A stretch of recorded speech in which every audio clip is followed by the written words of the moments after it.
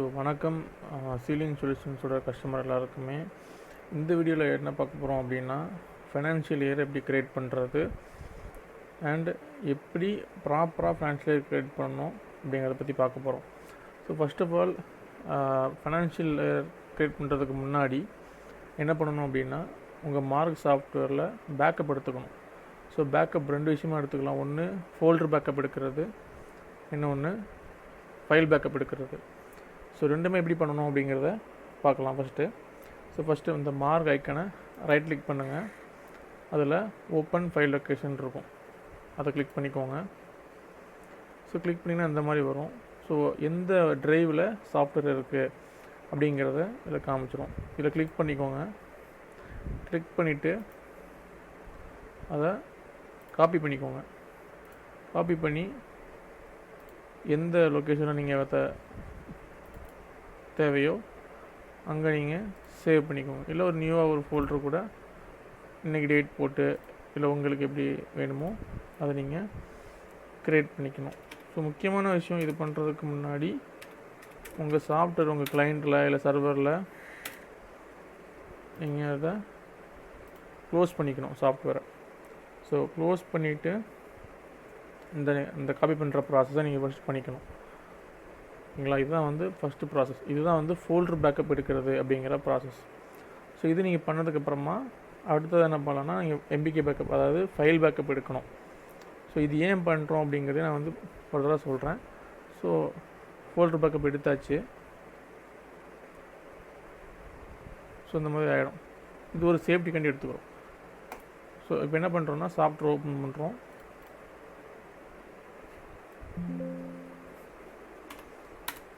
இதில் உங்களோட பாஸ்வேர்டை நீங்கள் கொடுத்துக்கலாம்.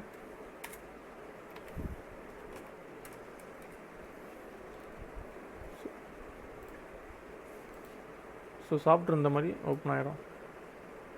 ஸோ இப்போ என்ன பண்ணுங்கள் அப்படின்னா, என்டர் ப்ரெஸ் பண்ணுங்கள். பேக்கப் ஆஃப் ஃபைனான்ஷியல் இயர் இந்த ஆப்ஷனை என்டர் பண்ணுங்கள். ஸோ இப்போ கரண்ட் இயர் இதுதான் உங்களோட ஃபைனான்ஷியல் இயராக இருக்கும். என்டர் ப்ரெஸ் பண்ணுங்கள். ஸோ இதில் எங்கே நீங்கள் பேக்கப்பை சேவ் பண்ணணும் அப்படிங்கிறது காமிக்குது. ஸோ F10 ப்ரெஸ் பண்ணுங்கள். ஸோ நான் டெஸ்க்டாப் கிளிக் பண்ணிக்கிறேன். இல்லை ஏதோ ஒரு ஃபோல்டர் நம்ம க்ரியேட் பண்ணிவிட்டு கூட அந்த ஃபைலை சேவ் பண்ணிக்கலாம். தென் ஓகே கிளிக் பண்ணுங்கள். Then backup batch history yes கொடுத்துருங்க.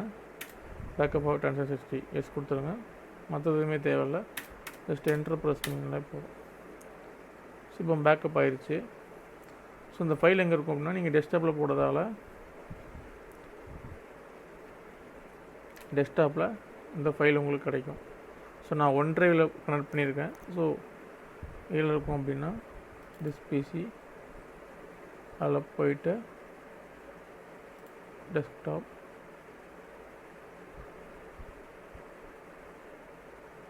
இதில் இந்த ஃபைல் இருக்குது. ஓகேங்களா?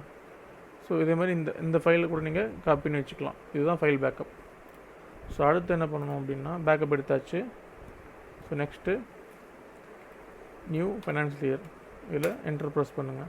ஸோ நீங்கள் க்ரியேட் பண்ணும்போது கவனிக்க வேண்டிய விஷயம் என்னென்னு பார்த்தீங்கன்னா, இதில் ஃப்ரம் 1/4/2022 31/3/23 இந்த டேட் கரெக்டாக செக் பண்ணிக்கோங்க. அதுக்கப்புறமா அக்செப்ட் கொடுங்க. ஓகேங்களா? அக்செப்ட் கிளிக் பண்ணுறப்போ இப்படி கேட்கும், வார்னிங் ஒரு going to create new sub account அப்படின்ட்டு. ஸோ அதில் எஸ் கொடுங்க.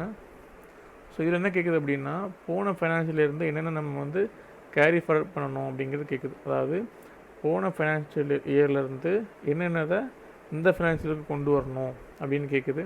ஸோ இதில் லெஜர் பேலன்ஸ் எஸ் வச்சுக்கோங்க, அவுட் சைடிங் எஸ் வச்சுக்கோங்க, ஸ்டாக் எஸ் கொடுத்துக்கோங்க. தென் இன்கேஸ் நீங்கள் பிரேக்கேஜ் எக்ஸ்பீரியான ஸ்டாக்லாம் கொண்டு வருவீங்கன்னா இதை எக்ஸ் கொடுத்துக்கலாம், இல்லைன்னா தேவையில்லை. அதே மாதிரி அதாவது போன வருஷம் ஃபுல்லாக பில் அடிச்சிருக்க மாட்டாங்க, அந்த பார்ட்டியை கொண்டு வரணுமா? சில பேருக்கு அதை கொண்டு வரணும்னு நினப்பாங்க, சில பேர் வேணாம் நினப்பாங்க. ஸோ வேணும்னு நினச்சிங்கன்னா எஸ்ஸு, வேணான்னா நோ கொடுத்துடலாம். ஓகேங்களா? ஸோ எஸ் கொடுத்துக்கோங்க. வேறு செல்லான்ஸ் எல்லாமே இந்த ஏழு மேக்ஸிமம் கிளியர் பண்ணிக்கோங்க. பண்ணிவிட்டு எஸ் கொடுத்துக்கோங்க. ஸோ ஆட்டோமேட்டிக்காக இந்த மாதிரி லோட் ஆகும். லோட் ஆகிட்டு புது ஃபைனான்ஷியல் இயர் இதில் இந்த மாதிரி வந்துடும். ஸோ இப்போ அகைன் நீங்கள் அதை ஓப்பன் பண்ணி பார்த்தீங்க அப்படின்னா இது தெரிஞ்சிருக்கும் உங்களுக்கு, புதுசாக ஃபைனான்ஸ் இயர் கிரியேட் ஆகிருச்சு அப்படின்ட்டு. ஸோ இதில் நீங்கள் வழக்கம் போல் நார்மலாக பில்லிங்கெலாம் ஸ்டார்ட் பண்ணிடலாம். ஸோ நீங்கள் பில்லிங் ஸ்டார்ட் பண்ணுறதுக்கு முன்னாடி உங்களோட பழைய சேல்ஸ் டீட்டெயில்ஸ் வேணும், இன்கேஸ் நீங்கள் பழைய பேட்ச் நம்பர் சீல் நம்பர்லாம் வேணும்னு நினச்சிங்க அப்படின்னா ரிப்போர்ட்ஸ் போங்க, மேனேஜ்மெண்ட் ரிப்போர்ட் போங்க, யூட்டிலிட்டிஸ், இதில் போயிட்டு கிரியேட் ஹிஸ்ட்ரி கொடுங்க. இதில் இப்போ நம்ம பார்த்துட்டு இருக்கிற செட்டப் பார்த்தீங்கன்னா மொபைல் நம்பர், ஸோ ஐஎம்ஐன்னு காட்டுது. இன்கேஸ் நீங்கள் ஃபார்மாக யூஸ் பண்ணிட்டீங்கன்னா பேட்ச் நம்பர்னு காட்டும், அதில் கிளிக் பண்ணிக்கோங்க. இதில் எதுவுமே மாற்ற தேவையில்லை, ஜஸ்ட்டு ஷோர்னு மட்டும் டைப் பண்ணிக்கோங்க. இன்கேஸ் நீங்கள் ஏர் மட்டும் எடுக்கணும்னு நினச்சிங்கன்னா அதில் டேட் கொடுத்துக்கோங்க.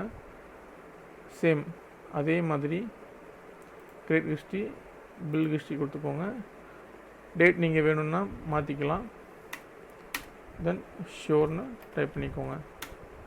அவ்வளோதான். ஸோ இப்போ நீங்கள் பில் பண்ணும்போது ஆட்டோமேட்டிக்காக அந்த பழைய பில் ஹிஸ்ட்ரி ரேட்ஸ் எல்லாமே இதில் வந்துடும்.